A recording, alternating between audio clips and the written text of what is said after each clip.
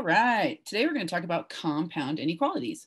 And compound inequalities are similar to compound words, like sandbox. It's two words put together to make a new word. Compound inequalities are the same. You put two separate inequalities together to make one inequality. So let's look at some examples.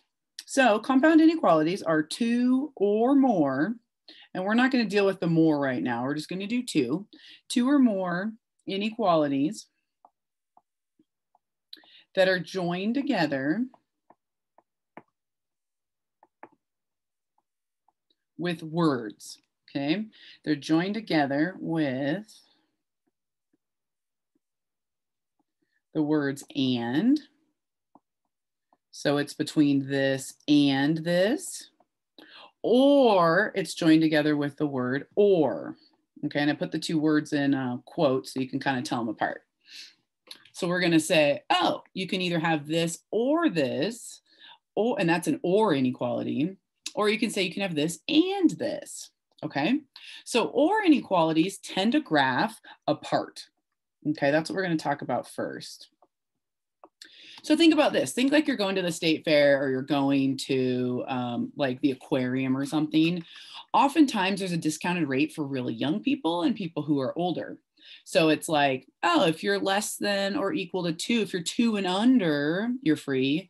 And if you're 65 and over, you're free. So that inequality would look like, it would point out, it would say if you're over here on the low end or if you're over here on the high end, you're free. And then everyone in the middle has to pay, okay? So let's pretend this is an example like that. Obviously you can't be negative years, but let's say this was like the 2-year-olds. It's like saying if you're less than or equal to 2, or negative 2 in this case, you don't pay.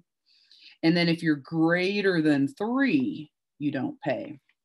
And I know that's not a perfect example because it's numbers that don't work going to an aquarium or the state fair, but I think you get the idea that your answers are either on this side of the graph, inclusive of -2, or they're on the other side of the graph, but not inclusive of 3. So just a reminder, less than, greater than, open circle, less than or equal to, greater than or equal to, closed circle. Okay, and like we said last time, we're not going to do anything with interval notation. Okay, so we're going to look at solving or inequalities and then graphing them. Okay, so let's skip down to number 3. What I like about or inequalities is it's basically just two separate inequalities that you solve individually. Okay, it's kind of nice. So I'm going to pretend that this side isn't even there, and don't cross it out because we're going to do it. But I'm just going to solve that inequality just like I would solve a normal inequality. So I'm going to, there's nothing to combine, there's nothing to simplify, I'm just ready to solve. So I'm going to -9 from both sides, and I get 2x is greater than 8, and then I'm going to divide both sides by 2. And I get x is greater than 4. So I know that some of my answers are above 4. Now I'm going to go back and solve the other one. Okay, I'm going to do it in a different color just so we can tell it apart. So again, nothing to simplify or combine. So I'm just going to subtract 10 from both sides. And it's kind of weird, but sometimes you will get zeros in your answer, and that's fine. 5x is less than 0. When I divide both sides by 5, I get x is less than 0. And I guess I'll write it over here. Okay, now here's where it gets a little bit interesting with the way that we write our answer. Okay, we're not doing interval notation, but I do want to write my answer over here. So my arrows on my graph are going to point out. So I need my answer to be in order. Notice 0 is less than 4, and it's on the right side of my answer sheet. And 4 is greater than 0, and it's on the left side. So what I'm going to do is I'm going to take the smaller answer, which is 0, x less than 0. And then I'm going to take the larger answer, which is x greater than 4. And then I'm going to put the word or between them. And that's actually my written answer. So x is less than 0 or x is greater than 4. Okay, now I would graph it. So they're both greater than or less than symbols. So open circle on 0, arrow to the left. So my answers are over here. Or open circle on 4, arrow to the right. My answers are over there. Those are my two options. So the only answers that don't work are the ones in between 0 and 4.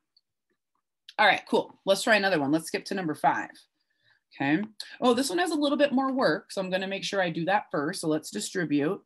-3 times 2 is -6x. -3 times 1 is -3. less than negative 15. Okay, I'm just going to do the one on the left first. Okay, so now I can't simplify or combine, so I'm just going to start solving. So I'm going to add 3 to both sides, and I get negative 6x is less than negative 12. Okay, now I have to divide by negative 6. And do you remember the rule when you multiply or divide by a negative? Yeah, you got to flip the inequality symbol. So this is actually going to become x is now greater than 2. Okay, so that's my first answer. Now let's solve the other one. This one's also kind of tricky. Okay, this is 1 minus x. That means the 1 is positive and the x is negative. So you have a couple of options. You could rewrite it as negative x plus 1 greater than or equal to 5. Some people like to do that. Or you can think of the 1 as positive, and to move it, subtract it. So I'm going to do that, minus 1, minus 1. Be careful though, because, whoa, hey, go away. Because that cancels, but you're still left with a negative x. So I get negative x is greater than or equal to 4. Now, I don't want a negative x, I want a positive x. So remember, anytime there's a negative sign in front of something, you can actually put a little secret 1 there. Okay, so that's a negative 1. So let's get rid of it. Divide both sides by negative 1, divide by negative 1. We divided by a negative, so I've got to flip the symbol, and 4 divided by negative 1 is negative 4.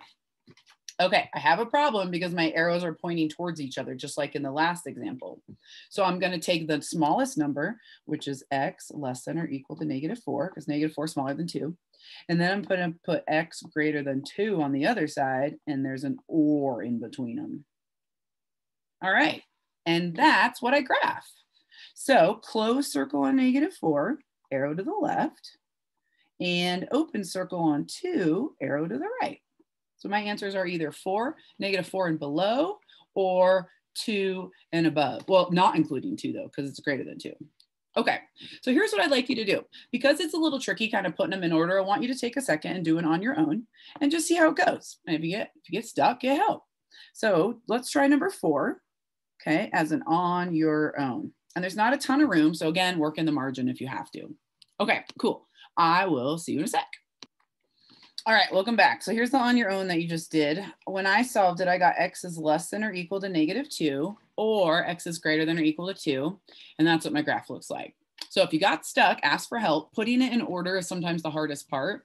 And then remembering to flip if you need to. Okay, in that case, you didn't have to though. Okay, cool. So that's or inequalities. It's over here or it's over there. Okay, now let's skip to and inequalities. So and inequalities are inclusive. It's between this and this. So what we're gonna do, I'm trying to see if I can zoom in here. Okay, make that a little bit bigger. And inequalities tend to graph together because the solutions are between 2 points. So it's actually the opposite of an or inequality. So let's look at this example here. X is between negative 6 and it's inclusive of negative 6 because of the less than or equal to, greater than or equal to symbol. And it doesn't include 1.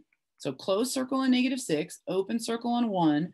And the way that I show the answers is I go up and above like that. Okay, if you've seen it a different way, again, that's fine. It's just hard to see shading sometimes. Okay, so this would be like saying if you're, okay, so if 2 and under are free and 65 and over are free, then anyone between 3 and 64 have to pay. So that's an example of an and inequality. The or inequality talks about the people that don't pay. The and inequality talks about the people that pay. So either way you look at that situation.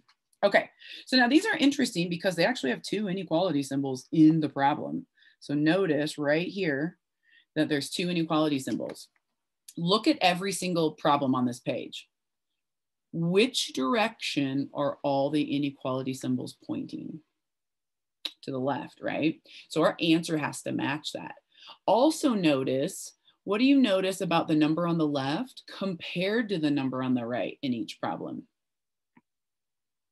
The number on the left is smaller and the number on the right is larger. So we always want our arrows to point to the left and we always want it to be in order from least to greatest. Okay, so let's put that down really fast. Arrows point left. Okay, and by arrows, I mean symbols. Okay, I guess I could have put that. Arrows point left. And It's going from least to greatest. Okay, so all of our answers have to match that. Okay, cool. So let's do a problem. Okay, so I like to think of this. Normally an equation has like a left and a right. Yeah, this compound inequality has a left, a right, and a middle. So sometimes to visually see it, I like to draw like this little dash here and be like, oh, there's the left, there's the middle, there's the right. Okay, I think that's helpful when you're first learning this. And sometimes I actually still do it because it's just hard to see it. Okay, so what I'm gonna do then is I still have to get X alone. So whatever I do to the middle to get rid of stuff, I have to do to the right and the left. So I'm going to get rid of that positive 4 by subtracting 4 from the middle, subtracting 4 from the right, and subtracting 4 from the left. Now, I didn't multiply or divide by a negative, so I don't flip any of the symbols. 2 minus 4 gives me negative 2. I bring the symbol down, less than or equal to. X is all by itself now in the middle. I bring the symbol down, and then 9 minus 4 is 5. Okay, once X is alone in the middle, you're done. So just check that the arrows point to the left, yay, and it's in order from least to greatest, yay. Okay, we're ready to graph. So this is my answer, and I would put a closed circle on negative 2 and an open circle on 5, and all my answers are in between that. Perfect. Okay, so what happens if there's a couple extra steps? Let's look at that. Okay, so let's look at number 7. Okay, so here's my middle. I always like those lines. Okay, I'm going to get rid of that negative 13. So let's add 13 to all 3 parts. So plus 13, plus 13. So be careful with your integers because if you get those wrong, then it changes the problem. So negative 27 plus 13, signs are different. So I'm going to subtract them. 27 minus 13 is 14. The negative number was bigger, so I'm still left with negative 14. Less than 7x, less than 21. Okay, I got one more step. I've still got to get rid of that 7. So draw my little lines. I'm going to divide everything by 7. 7, 7, 7. Okay, running out of room, so I'll write my answer over here. Negative 4 divided by 7 is negative 2. I didn't divide by a negative number, so I don't flip the symbol, so it's still less than. I have X alone in the middle, and then 21 divided by 7 is 3. Okay, they both point to the left, and it's in order from least to greatest. I'm good to graph. So open circle on negative 2, open circle on 3, and all my answers are in the middle. Sweet. Okay, I want to do one more example. I'm gonna throw a fraction in here with this one just because we tend to not do a ton of those. So I just want to make sure we're okay. So we're gonna do number 9. Okay, and let's go for it. So let's get rid of that 1 in the middle. Okay, so little line. So subtract 1, subtract 1, subtract 1. So negative 1 minus 1, it gives me negative 2. Less than 2/3 x, less than or equal to 5. Okay, so do you remember how to get rid of multiplying by a fraction? You multiply by the reciprocal. So the reciprocal of 2/3 is 3/2. Because if I do 2/3 times 3/2, I get 6/6, which is 1, right? And 1x is what we want. So I'm going to multiply all the parts of the inequality by 3/2. So times 3/2, times 3/2, times 3/2. Okay. Oh, you know what? 5 minus 1 is not 5. So you probably are like, Miss Jones, what are you doing? Let's put a 4 there. Okay. All right. Now, I tend to do the multiplication of the fractions off to the side just because A, we don't have room and I don't want to mess up my inequality any more than it already is kind of messy. So I'm going to do 3/2 times negative 2/1. Okay. Remember cross canceling, right? 2 goes into both of those. I can cross it off and put a 1. I can cross that off and put a negative 1. And then it's just 3 times negative 1. So 3/2 times negative 2 is negative 3. And I didn't multiply by a negative, so don't flip the symbol. This in the middle cancels, because remember 6/6 is 1 and we get 1x. Yay, that's what we want. Now let's do 4 times 3/2 over here. So 4 times 3/2. So let's do our cross canceling. 2 goes into 2 once, 2 goes into 4 twice, and I'm left with 6. So less than or equal to 6. Sweet. Okay, they both point to the left. Yay! And it's in order from least to greatest. So this is my answer. And now I'm ready to graph. So open circle on -3 and close circle on 6. And all my answers are in the middle. All right, cool. So I'd like you to, before you get to the practice problems, I'd like you to try number 10 as an on your own. And you might need an extra step because you got to distribute first, but you can just go into the blank spot underneath. Okay, cool. I'll see you in a sec. All right, so here's what I got. I got x is greater than 5, but less than or equal to 8. That's actually how you would read that. Or you could say 5 less than x less than or equal to 8. That's another way to say it. And there's my graph. So if you got it wrong, get help. These are going to be the hardest ones on the practice problems. So take your time. And again, if you need more room, not a big deal. Just grab an extra sheet of paper, okay? And get help, okay? Because these are going to come up in how we're writing domain and range moving forward in the unit. Okay, you guys are doing a great job. Keep it up, and I'll see you soon.